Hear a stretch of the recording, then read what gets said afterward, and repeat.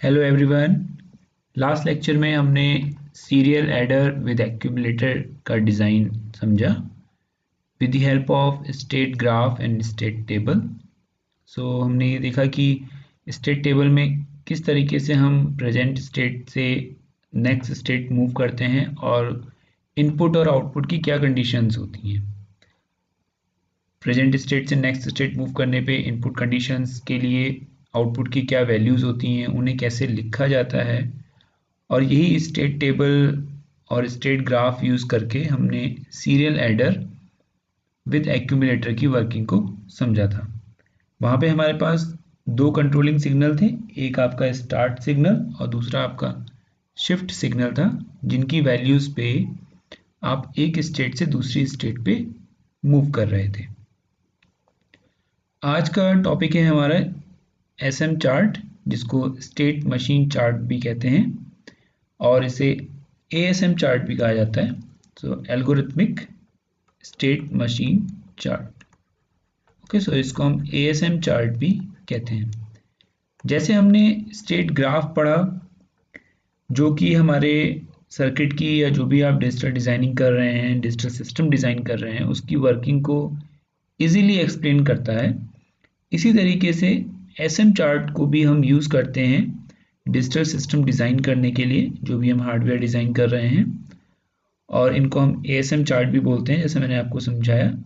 और ये state graph से और भी ज़्यादा इजी होते हैं, और भी ज़्यादा इन्फॉर्मेशन हमें इनसे मिलती है, और ताकि हम अपने VHDL कोड को या आपके जो भी आप सिस्टम डिज़ाइन कर रहे हैं उसके ऑपरेशन को ईजीली हम समझा सकें। ओके, तो किसी भी स्टेट मशीन चार्ट या आप कह सकते हैं एसएम चार्ट को बनाने के लिए जो तीन मेन कंपोनेंट्स हैं वो हैं आपके ये तीन box: state box, decision box and conditional output box. तो आपने फ्लो चार्ट पढ़ा होगा, प्रोग्रामिंग में यूज़ किया होगा, तो वहाँ पे कहीं आप कंडीशन चेक करते हैं तो एक कंडीशनल बॉक्स आप यूज़ करते हैं। इनपुट कंडीशन या तो 1 होगी या फिर 0 होगी, देन वो नेक्स्ट स्टेट में जाएंगे, नेक्स्ट कंडीशंस पे जाएंगे।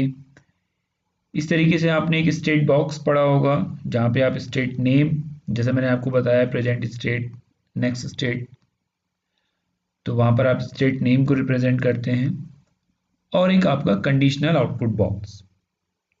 ओके, सो अगर हम थोड़ा सा इसकी थ्योरी को समझें तो हम कह सकते हैं कि स्टेट बॉक्स के बारे में अगर हम कहें तो it is basically used to represent the state of the system. Okay, so अगर हम कहें कि स्टेट बॉक्स क्या है, सो स्टेट बॉक्स हम यूज़ करते हैं to represent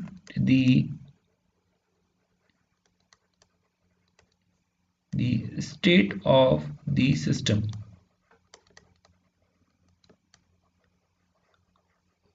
The system. Okay, and ये जो स्टेट बॉक्स है ये आपका स्टेट नेम स्लैश के बाद आपकी आउटपुट लिस्ट और एक ऑप्शनल आपका ये स्टेट कोड है। तो अभी हम आगे एग्जांपल जब देखेंगे या हम किसी डिजिटल सिस्टम का कोई एसएम चार्ट बनाएंगे तो वहाँ पर हम समझेंगे। तो ये आपका ऑप्शनल स्टेट कोड जो है आपका, वो आप इस बॉक्स से बाहर लिखते हैं और बॉक्स के अंदर आप स्टेट नेम और आउटपुट लिस्ट को रिप्रेजेंट करते हैं। ओके, सेकंड है आपका decision box. So decision box का जो शेप है वो आपका डायमंड टाइप है। तो आप इन तीनों बॉक्स के शेप को भी देख लीजिएगा। ये आपका रेक्टेंगुलर है, this is your conditional box, तो ये आपका, जिसको आप डिसीजन बॉक्स भी कहते हैं, तो ये डिसीजन बॉक्स आपका डायमंड शेप का है, और जो आपका कंडीशनल आउटपुट बॉक्स है वो आपका ओवल टाइप है। ओके, सो डिसीजन बॉक्स आप डायमंड से रिप्रेजेंट करते हैं, और जैसे मैंने आपको बताया कि ये ट्रू और फॉल्स कंडीशन को चेक करने के लिए यूज होता है। तो ट्रू कंडीशन होगी तो वो नेक्स्ट कहीं दूसरे बॉक्स में जाएगा, फॉल्स कंडीशन होगी तो वो कहीं दूसरी साइड में जाएगा। ओके, सो कोई भी बूलियन एक्सप्रेशन, डेफिनेटली हम डिजिटल की बात कर रहे हैं तो हम यहाँ पे 1 और 0 की ही बात करेंगे। और 1 और 0 से हम डिसाइड करेंगे कि हमें कौन सी ब्रांच में जाना है। थर्ड जो है आपका that is your conditional output box. ये आपकी कंडीशनल आउटपुट लिस्ट को कंटेन करता है और इसका जो आउटपुट होता है वो डिपेंड करता है state of the system and inputs पे। ओके, सो अगर हम कंडीशनल बॉक्स के लिए दो कंडीशनल बॉक्स, सो इसका जो भी आउटपुट है it's output depends on both state of the system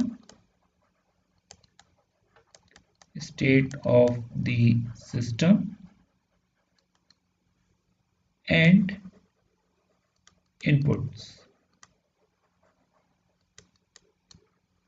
okay, so हमने एसएम चार्ट में 3 चीजें देखी। सबसे पहले state box, then decision box and then conditional output box.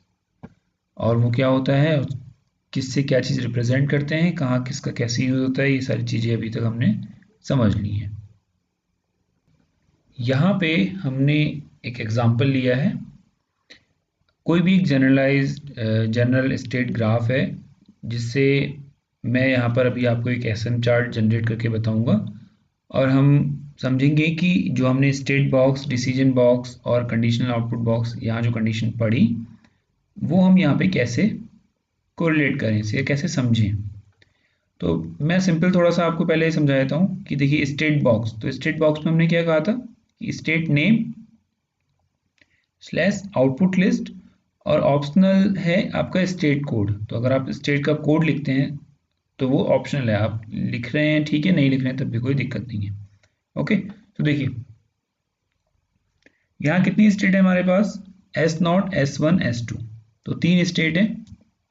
तो स्टेट नेम का मतलब क्या हुआ, या वो S0 होगी या S1 होगी या फिर वो S2 होगी। Slash output list. Okay, so output list देखिए यहाँ पे क्या है। अब अगर हम स्टेट ग्राफ को याद करें जो मैंने आपको इससे पहले लेक्चर में समझाया है, तो वहाँ भी कुछ ऐसा ही था, स्टेट आउटपुट एक्स की वैल्यू और then output. Okay, so output list क्या है आपकी, ZA, ZB, ZC। Clear. State code definitely 3 state हैं यहाँ पर, तो 0, 0, 0, 1 एंड 1, 1। तो देखिए यहाँ पे लिखा हुआ है 0, 0, 0, 1, 1, 1, तो ये ऑप्शनल है आपके। और क्या रिप्रेजेंट कर रही है ये पोजीशन, स्टेट कोड कहाँ लिखी गई है, ब्रैकेट के मतलब इस ब्लॉक के बाहर। क्लियर। अब हम आते हैं कंडीशनल बॉक्स पे। तो कंडीशन बॉक्स मतलब कि डिसीजन बॉक्स, और वो क्या देगा, 2 ब्रांच देगा 1 और 0 के लिए। ओके, तो देखिए ये डायमंड शेप है, तो वो कंडीशन एक्स की आपकी चेक हो रही है, 0 और 1, तो 2 ब्रांचेज हैं। अब वो कहाँ जा रही हैं वो अभी हम समझेंगे। 0, 1 के लिए इस तरीके से देखिए ये डायमंड शेप है 0, 1 के लिए, और यहाँ पर एक्स है, 0 और 1 2 ब्रांचेज आपकी निकल रही हैं। So 1 is for true and 0 is for false branch. तो I think decision box clear है। थर्ड है आपका conditional output box. Okay, so conditional output box क्या रिप्रेजेंट करता है, कंडीशनल आउटपुट लिस्ट। तो देखिए यहाँ कंडीशनल आउटपुट लिस्ट में कौन से आउटपुट हैं, Z1 and Z2। Okay, so यहाँ पे ये 2 बॉक्स आपने देखे यहाँ पे, Z1, Z2। क्लियर। अब हम इस स्टेट ग्राफ से ये एसएम चार्ट डिजाइन करते हैं। ओके, तो सबसे पहले देखिए क्या होगा, आपकी स्टेट आएगी, तो मैं यहाँ पे रफली बना रहा हूँ और मैं यहाँ पे आपको समझाते जाऊंगा। तो सबसे पहले आपकी एक स्टेट आएगी और वो स्टेट क्या होगी आपकी S0, और उसका आउटपुट लिस्ट क्या है ZA। अब देखिए ध्यान से, देखिए एक एरो ये बाहर जा रहा है और एक एरो ये अंदर आ रहा है।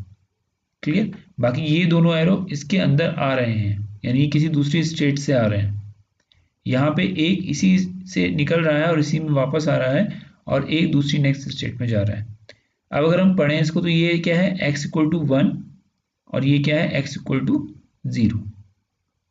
ओके, तो क्या होगा देखिए, अगेन यहाँ पे दो कंडीशन बनेंगी, तो आप एक डायमंड बॉक्स बनाएंगे और उस डायमंड बॉक्स से दो कंडीशन निकलेंगी। एक क्या निकलेगा, 0, और एक निकलेगा 1। So 1 is true branch, 0 is false branch. तो देखिए 0, अब एस नॉट जेड ए में अगर 0 की कंडीशन चेक करें तो देखिए 0 पे वो उसी स्टेट में वापस आ रहा है। क्लियर, वो उसी स्टेट में वापस आ गया। सो इसका मतलब हमें वापस यहीं पे पहुंच जाना है। क्लियर, और x को टू 1 स्टेट के लिए वो कहाँ जा रहा है, S1 पे। तो x को टू 1 स्टेट के लिए हम कहाँ जाएंगे, S1 पे। तो दिस इज S1 और स्लैश ZB यहाँ आ गया। अब स्टेट 0 कंप्लीट हो गई। अगर आप यहाँ पे कोड लिखना चाह रहे हैं तो डेफिनेटली 0 0, क्योंकि तीन ही स्टेट्स हैं तो 2 बिट सफिशिएंट है किसी भी स्टेट को रिप्रेजेंट करने के लिए। तो वो क्या होगी आपकी 0 0। अब S1 की अगर हम बात करें तो अगेन दो कंडीशंस होंगी। तो एक डायमंड ड्रॉ कर देंगे हम नीचे, x क्या कंडीशन होगी, 0 और 1। So x equal to 0, x equal to 1। Okay, so x equal to 0 पे क्या हो रहा है देखिए, x इक्वल टू 0 पे कौन सी स्टेट में जा रहा है वो, रिटर्न S नॉट पे।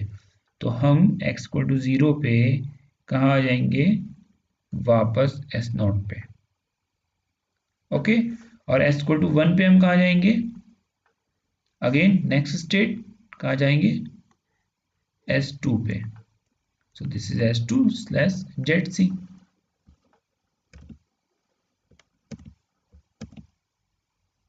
ओके, सो हम नेक्स्ट स्टेट आ गए S2। अब यही प्रोसेस हम S2 के लिए भी करेंगे, वहां हम कंडीशन चेक करेंगे 0 और 1 की। तो देखिए जब S2 की वैल्यू S2 स्टेट पे 0 इनपुट है तो कौन सी स्टेट में जा रहा है वो, S नॉट स्टेट पे जा रहा है। कंडीशनल आउटपुट क्या है आपका, Z1। तो देखिए x को टू 0 पे कंडीशनल आउटपुट है आपका Z1 और वो कहाँ जा रहा है, S नॉट पे। इस तरीके से जब S2 में x की वैल्यू यानी डिसीजन कंडीशन की वैल्यू 1 है, ये 1 है, तो वो कहाँ जा रहा है, Z2, कंडीशनल आउटपुट है आपका Z2। तो Z2 पे गया और कौन सी स्टेट में, उसी स्टेट में वापस आ रहा है, तो वो S2 पे वापस आ गया। ओके, तो अब अगर आप किसी भी सिस्टम का, अगर मैं कहूँ कि ये कोई भी एक डिजिटल सिस्टम है जिसका जिसका आपने डिज़ाइन किया या जिसका आपने फ्लो चार्ट लिखा with the help of SM chart, तो देखिए इसको पढ़ना कितना आसान है कि आप एक स्टेट S नॉट पे थे, उसकी दो कंडीशंस थी 0 1। जब आपने 0 देखा तो वो कंडीशन उसी रिटर्न हो रही थी। 1 पे वो कंडीशन नेक्स्ट स्टेट पे जा रही थी S1 पे। देन आपने S1 में 0 1 पे चेक किया, 1 कंडीशन पे फिर से वो S2 में जा रहा था, 0 कंडीशन में वापस S1 नॉट पे वापस आ रहा था, S2 कंडीशन में फिर आपने 0 1 चेक किया। सो 0 1 चेक किया, दो आउटपुट्स आ रहे थे आपके Z1 Z2 और वो वापस फिर इसमें जा रहा था और वापस इसमें आ रहा था। तो ये यहाँ जा रहा था वहाँ जा रहा था, अभी कुछ कंफ्यूज होने की आपको ज़रूरत नहीं है। अभी हम दो सर्किट डिज़ाइन करेंगे, बाइनरी मल्टीप्लायर का और डाइस गेम का, जहाँ पर हम प्रॉपर फ्लो चार्ट डिज़ाइन करेंगे और आप कह सकते हैं प्रॉपर SM चार्ट हम ड्रॉ करेंगे और समझेंगे उसकी वर्किंग को कि वो कैसे काम कर रहा है। जो भी हमने सर्किट बना रखा है उसको कैसे वो ड्राइव कर रहा है, कैसे वैल्यूज़ मूव कर रही हैं या कैसे कंडीशंस चेक हो रही हैं।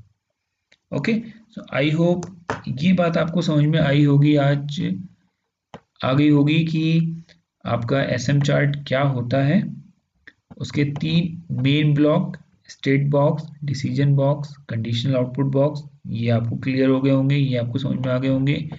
With the help of state graph हमने एक SM चार्ट ड्रॉ किया, कैसे हम मूव कर रहे हैं, स्टेट बॉक्स क्या होता है, डिसीजन बॉक्स क्या होता है, कंडीशनल आउटपुट बॉक्स क्या होता है, ये सारी चीज़ें हमने यहाँ पे इस एग्जाम्पल की हेल्प से समझी। ओके, सो आगे हम यही यूज़ करने वाले हैं। अभी हम आगे जो भी सर्किट पढ़ेंगे वहाँ पर हम SM चार्ट को यूज़ करेंगे। ये SM चार्ट को रिप्रेजेंट करने के दो फॉर्म हैं, पैरेलल फॉर्म और सीरियल फॉर्म। ओके, सो अगर आपसे क्वेश्चन पूछा जाता है कि पैरेलल फॉर्म क्या है, एसएम चार्ट की कैसे रिप्रेजेंट करते हैं पैरेलली, तो देखिए एस नॉट कोई आपकी स्टेट थी, तीन कंडीशंस x1 x2 x3 आप चेक कर रहे हैं फॉर 1 0, Z2 Z3 Z4 आपके कंडीशनल आउटपुट्स हैं, x1 0 के लिए, x1 1, x2 0 x1 x2 1, x3 0 x3 1। Okay, same अगर सीरियल फॉर्म में किसी एसएम चार्ट को रिप्रेजेंट करना है, या फिर इसी जो हम यहाँ पढ़ रहे हैं इसी को अगर हम सीरियली रिप्रेजेंट करेंगे या सीरियल फॉर्म में डिज़ाइन करेंगे एसएम चार्ट, तो S naught state x1 0 1 Z2, then x2 0 1 x3 0 1। Okay, so हम मेनली अपने क्वेश्चंस या जो भी हम अभी एग्जांपल्स पढ़ेंगे वहाँ पर हम सीरियल फॉर्म मूव करेंगे, means one state to another state. अभी आप देखेंगे जब हम बाइनरी मल्टीप्लायर को डिज़ाइन करेंगे। तो ये हमारा ब्लॉक डायग्राम है बाइनरी मल्टीप्लायर का। तो जैसा मैंने आपसे कहा कि अभी हम बाइनरी मल्टीप्लायर की वर्किंग को समझेंगे with the help of SM chart. हम कैसे मूव करते हैं, या जो मैंने वहाँ पर state box, decision box, conditional output box आपको दिखाए या जो हमने पढ़े अभी, तो वो सब हम अभी यहाँ ड्रॉ करेंगे और पूरी इसकी वर्किंग को डिफाइन करेंगे या समझेंगे with the help of SM chart. Okay, अभी हम सिंपल ये समझते हैं कि बाइनरी मल्टीप्लायर क्या होता है और ये ब्लॉक डायग्राम क्या कह रहा है। तो ये जो ब्लॉक डायग्राम है ये बेसिकली डिज़ाइन है, मीन्स आप कह सकते हैं ये हार्डवेयर है इस बाइनरी मल्टीप्लायर का, कैसे काम कर रहा है, इन सिग्नल्स का क्या मतलब है, एक्यूमुलेटर क्या है, मल्टीप्लायर मल्टीप्लिकेंट कहाँ स्टोर हो रहे हैं, 4 बिट एडर क्या कर रहा है यहाँ पे, ये अभी हम समझेंगे। ओके, तो सिंपल जैसे मैंने यहाँ पे 13 इंटू 11 का मल्टीप्लिकेशन लिया है, so this 13 is multiplicand and 11 is multiplier. Okay, तो ये बेसिक मैथ्स हमने पढ़ा है। अगर हम सिंपल डेसिमल फॉर्म में नोटेशन में इसको मल्टीप्लाई करेंगे तो 13 इंटू 1 इक्वल टू 13, और हम लेफ्ट शिफ्ट करते हैं और अगेन 13 इंटू 1 इक्वल टू 13, और उसके बाद हम को ऐड कर देते हैं। तो this is 3 plus 1 4 and then 1। Simple, तो यहाँ पे भी आपका आंसर 143 आ रहा है। क्लियर, तो जस्ट यहाँ पे आपने उस 13 और 11 को बाइनरी नोटेशन में कन्वर्ट कर दिया है। ओके, सो बाइनरी में 13 आपका कितना है 1101 और 11 है आपका 1011। तो अगर हम नॉर्मल मल्टीप्लिकेशन करें तो हम सबसे पहले क्या करेंगे, 1101 को 1 से मल्टीप्लाई करेंगे, वो हमने कर दिया। एक लेफ्ट शिफ्ट करेंगे, देन 1101 को 1 से अगेन मल्टीप्लाई करेंगे तो सेम 1101 आएगा। देन हमने उनको ऐड ऑन कर दिया, ऐड कर दिया, देन हमने 0 से मल्टीप्लाई किया अगेन शिफ्ट करके, तो 0 से मल्टीप्लाई करके 0 ही आएगा। सो हमने देन उसको ऐड कर दिया और लास्ट के 1 को फिर हमने मल्टीप्लाई किया 1101 से और देन हमने उसको ऐड कर दिया। ओके, तो यहाँ पर हम क्या कर रहे हैं, मल्टीप्लाई कर रहे हैं और उसे ऐड ऑन कर रहे हैं और लेफ्ट शिफ्टिंग कर रहे हैं। क्लियर, अभी जब हम इस सर्किट को समझेंगे, या आप कह सकते हैं कि ये सर्किट काम कैसे कर रहा है और ये कैसे मल्टीप्लिकेशन कर रहा है दो इनपुट्स का जो कि 4 बिट के हैं, तो हम थोड़ा सा जो हमारा शिफ्टिंग होगी वो थोड़ी सी अपोजिट होगी, मीन्स हम राइट शिफ्ट करेंगे। ओके, उसका लॉजिक हम समझेंगे कि हम ऐसा क्यों करेंगे। तो मैं जनरली ये ब्लॉक डायग्राम आपको अभी समझा रहा हूँ कि ये क्या क्या कह रहा है और यहाँ पे क्या क्या है। तो थोड़ा सा और इसको जूम कर लेते हैं। ओके, तो देखिए सबसे पहले यहाँ पर ये है आपकी कंट्रोल यूनिट। तो कंट्रोल यूनिट में कुछ सिग्नल्स हैं, done, S T is for start, M जो है वो आपका इस मल्टीप्लायर बिट को चेक कर रहा है। तो अभी हम समझेंगे कि ये एम की वैल्यू क्या होगी और कैसे काम करेगी। लोड, जब आप डेटा लोड करोगे स्टार्टिंग में तो मस्ट बी हाई, 1 होना चाहिए। S H is for shift and A D is for addition. Okay, so यहाँ पे जो शॉर्ट फॉर्म से इसको लिख लेते हैं, आप नोट कर लीजिएगा। AD is for addition,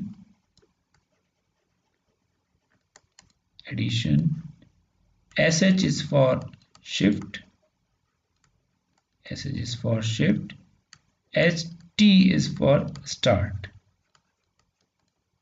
okay, बाकी सब कॉमन ही है। डन यानी कि जब आपका काम कंप्लीट हो गया, मल्टीप्लिकेशन हो गया, लोड मैंने आपको बता ही दिया। CLK मीन्स क्लॉक, तो जब आपकी क्लॉक आएगी तब ये एग्जीक्यूट होगा।